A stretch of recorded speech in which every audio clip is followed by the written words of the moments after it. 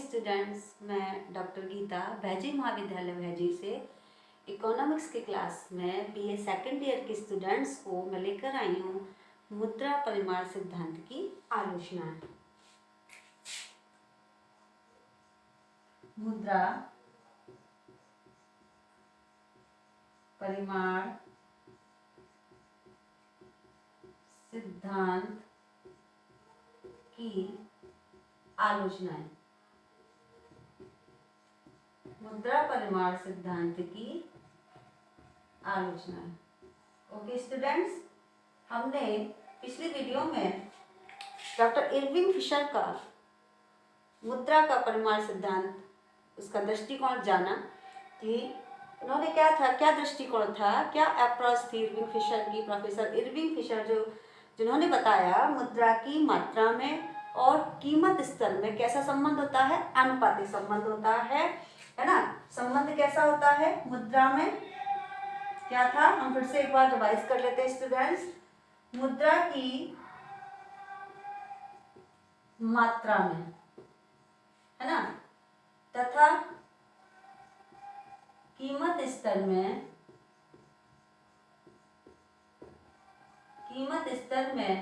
कैसा संबंध होता है, आनुपातिक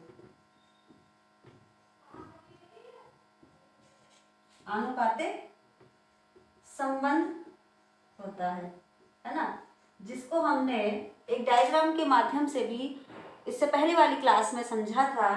क्या समझा था कि आनुपातिक संबंध कैसा होता है, यह मुद्रा की मात्रा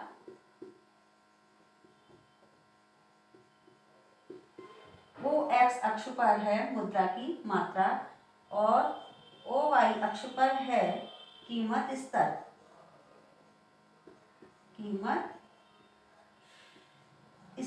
ओके स्टूडेंट्स, हमने देखा ये 45 एंगल की लाइन है। स्टूडेंट्स, हमने क्या देखा कि मान लीजिए मुद्रा की मात्रा कितनी है,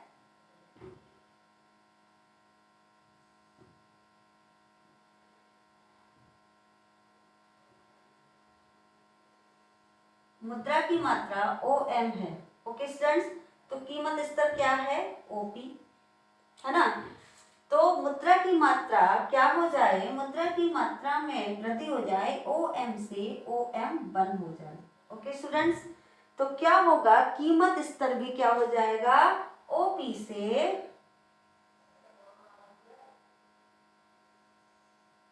OP बन हो जाएगा, है ना। कहने का मतलब क्या है कि जितनी वृद्धि मुद्रा की मात्रा में हुई है उतनी ही वृद्धि कीमत स्तर में भी हुई है ना। समझ में आ रहा है ना, हमने पिछली वीडियो में भी पढ़ा था। फिर से मैं आपको एक बार, क्योंकि मैं आज मुद्रा परिमाण सिद्धांत की आलोचना हम पढ़ने जा रहे हैं, तो इससे पहले मैं आपको पुनः एक बार इसका रिवीजन करा दूं कि मुद्रा परिमाण सिद्धांत का जो कंसेप्ट है वो क्या है ना। तो मुद्रा परिमाण सिद्धांत का कंसेप्ट है कि जब मुद्रा की मात्रा में वृद्धि होती है तो क्या हो जाता है, मुद्रा की कीमत स्तर भी बढ़ जाता है, उसी अनुपात में बढ़ता है जिस अनुपात में मुद्रा की मात्रा में वृद्धि हुई है। आनुपातिक का मतलब होता है, ये विशेष शब्द है आनुपातिक। आनुपातिक का मतलब होता है स्टूडेंट्स कि जितने प्रपोर्शन में मुद्रा की मात्रा में वृद्धि हुई है उतने ही प्रपोर्शन में कीमत स्तर में भी वृद्धि होगी। तो कैसा संबंध है मुद्रा की मात्रा में और कीमत स्तर में स्टूडेंट्स, कैसा संबंध है, सीधा संबंध है ना, प्रत्यक्ष संबंध है। कैसा, सीधा और आनुपातिक संबंध है।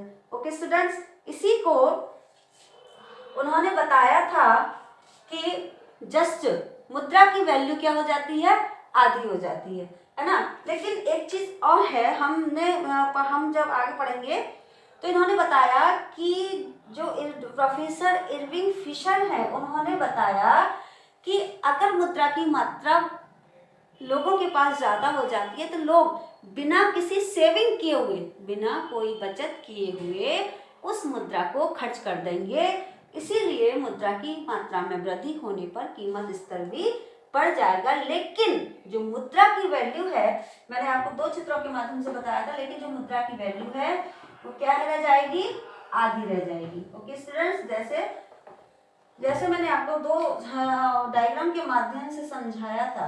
ओके स्टूडेंट्स,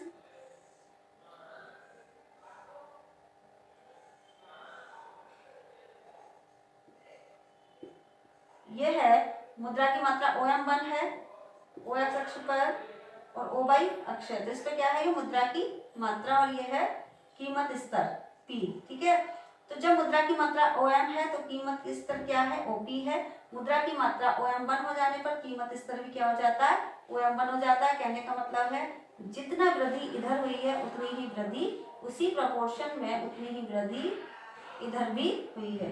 स्टूडेंट, ये सीधा 45 एंगल का बनेगा।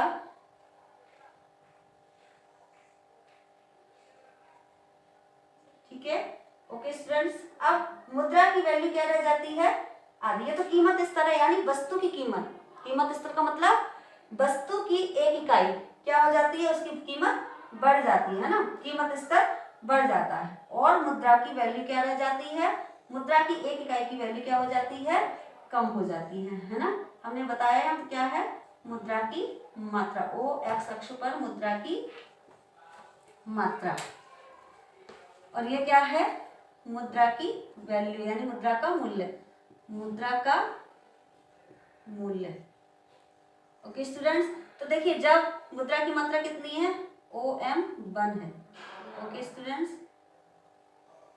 ठीक है, मुद्रा की मात्रा क्या हो जाती है, बढ़ जाती है, OM1 हो जाती है स्टूडेंट, तो मुद्रा की कीमत, मुद्रा की वैल्यू भी क्या हो जाएगी, कम हो जाएगी। ओके स्टूडेंट्स, तो इसका मतलब क्या है, इसका ढाल मुद्रा की मात्रा में और कीमत स्तर का ढाल होता है वो बाएं से दाएं ऊपर की ओर होता है, और मुद्रा की वैल्यू में और मुद्रा की मात्रा में कैसा संबंध होता है, विपरीत संबंध होता है, इसलिए इसका ढाल बाएं से दाएं नीचे गिरता हुआ होता है। ओके स्टूडेंट, आई होप कि आपकी समझ में आ गया होगा। अब हम चलते हैं मुद्रा परिमाण सिद्धांत की आलोचना।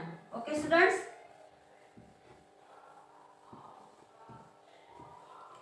आलोचनाएं क्या है, जो आलोचनाएं दी हैं कैम्ब्रिज अर्थशास्त्रियों ने और दूसरे अर्थशास्त्रियों ने मुद्रा परिमाण सिद्धांत की आलोचनाएं बताई हैं। आलोचनाएं क्या है कि ये मान्यताएं जो है वो अवास्तविक हैं, है ना। जैसे कि इन्होंने जो मान्यताएं ली हैं इरविंग फिशर ने, वो कैसी हैं, अवास्तविक हैं।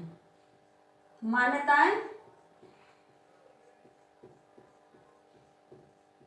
कैसी हैं, अवास्तविक हैं।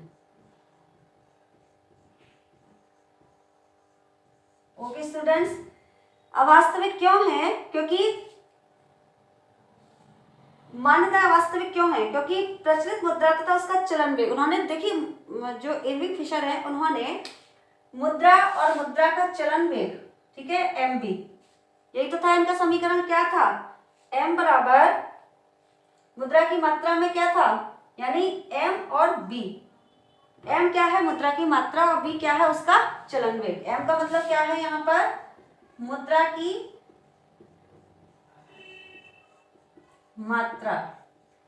ओके स्टूडेंट्स, और B का मतलब क्या है, उसका चलन वेग।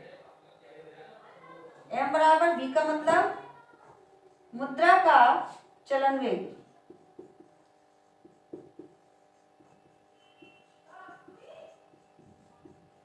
ओके स्टूडेंट्स,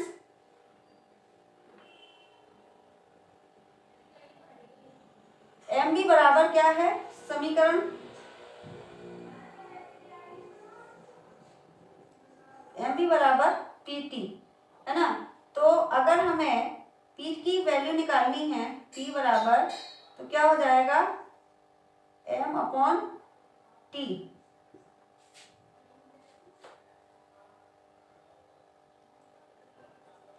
देखिए स्टूडेंट्स, यहाँ पर इन्होंने बताया कि मुद्रा का चलन वेग, यानी मुद्रा की मात्रा और मुद्रा के चलन वेग में क्या मान लिया इन्होंने, परिवर्तन अगर होता है तो चलन वेग में परिवर्तन नहीं होता है। अगर मुद्रा की मात्रा में क्या होता है, वृद्धि होती है स्टूडेंट्स, तो मुद्रा का चलन वेग अब परिवर्तित रहता है, यानी मुद्रा के चलन वेग में कोई परिवर्तन नहीं होता। लेकिन अर्थशास्त्री मतलब जो दूसरे इसके आलोचक हैं वो कहते हैं कि अगर मुद्रा की मात्रा में परिवर्तन होता है तो मुद्रा का चलन वेग भी क्या होता है, बढ़ जाता है। क्यों बढ़ जाता है स्टूडेंट्स? क्योंकि आपने देखा होगा अपनी प्रैक्टिकल लाइफ में कि अगर किसी चीज की कीमतें बढ़ गई होती हैं तो ये उपभोक्ताओं को ये डर लगा रहता है कि भविष्य में कहीं और कीमतें ना बढ़ जाएं, इसलिए वो जल्दी जल्दी क्या करते हैं, वस्तुओं की खरीदारी करके उसको संरक्षित करके रखने की प्रयास करते हैं। इसीलिए मुद्रा का चलन वेग क्या हो जाता है, बढ़ जाता है। ठीक है। दूसरी है इनकी कि जो विधिग्रह मुद्रा एवं साख मुद्रा में संबंध। इन्होंने बताया है कि विधिग्रह मुद्रा और साख मुद्रा,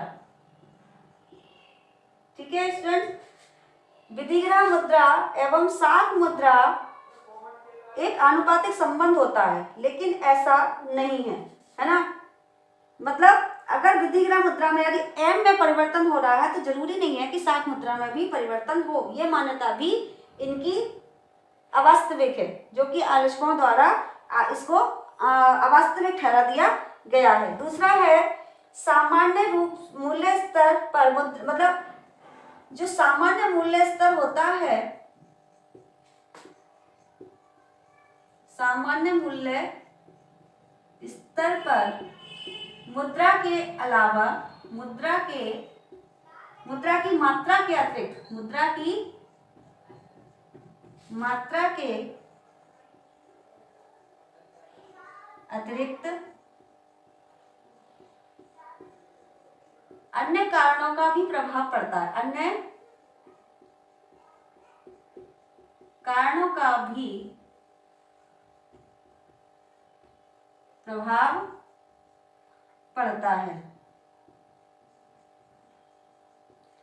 तो देखिए स्टूडेंट्स कि जो सामान्य मूल्य स्तर है ना, उस पर ऐसा नहीं है कि मुद्रा की मात्रा में वृद्धि होगी या मुद्रा की मात्रा बढ़ जाएगी तभी कीमत स्तर बढ़ेगा। कीमत स्तर यानी वस्तुओं की कीमतें, बहुत से उसके रीजन होते हैं, बहुत से फैक्टर होते हैं कीमत स्तर को बढ़ने से। जैसे मान लीजिए बाढ़ आ जाए, उत्पादन क्या हो जाए, ना हो, है ना, या फसल क्या हो जाए, बेकार हो जाए बाढ़ आने पर, या कहीं सूखा पड़ जाए, है ना। तो इस तरह से बहुत सारे ऐसे फैक्टर हैं, प्राकृतिक फैक्टर हैं, जिनके कारण उत्पादन कम होता है। उत्पादन कम होने के कारण क्या हो जाती हैं, कीमतें बढ़ जाती हैं। तो ओके स्टूडेंट्स, हमने देखा कि बहुत सारी इसकी मान्यताएं और उसकी आलोचनाएं हैं जो आलोचकों द्वारा की गई हैं, और जस्ट इस पर एक रिफॉर्म यानी एक सुधार किया गया, इम्प्रूवमेंट किया गया इस पर, इस परमाणु सिद्धांत पर, किसके द्वारा, कैम्ब्रिज अर्थशास्त्रियों के द्वारा। तो हम इसको नेक्स्ट क्लास में पढ़ेंगे। कैम्ब्रिज अर्थशास्त्रियों का दृष्टिकोण मुद्रा परमाणु सिद्धांत के बारे में क्या है, हम नेक्स्ट क्लास में पढ़ेंगे। Okay students, thanks.